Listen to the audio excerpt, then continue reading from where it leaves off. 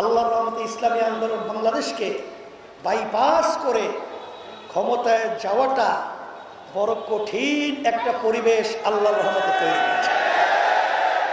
সেই হিসাবে যশোরের মাটি ইসলামের জন্য ঘাঁটি।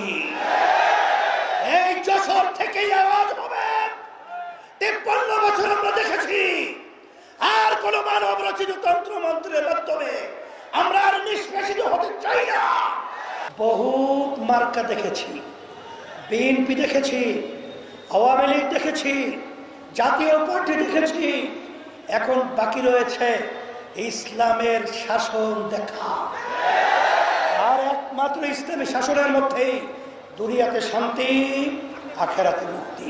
স্বার্থন্বেষী ভাব আমাদের আলেমদেরকে, আমাদের ইসলামের নামে দলদেরকে, আমাদের সরল প্রাণাম মানুষদেরকে বিভিন্ন সময় মুখ রোচক সুন্দর সুন্দর বক্তব্যের মাধ্যমে আমাদেরকে বোকা পেয়ে ধোঁকা দিয়ে ওরা আমাদেরকে সিঁড়ি হিসাবে ব্যবহার করে ক্ষমতার মস্তদে বসে বারবার আমাদেরকে প্রতারিত করেছে, আমাদের দেশের টাকা পাচার করেছে, আমাদের মায়ের কোল খালি করেছে, আমাদেরকে গুম করা হয়েছে, আমাদেরকে খুন করা হয়েছে।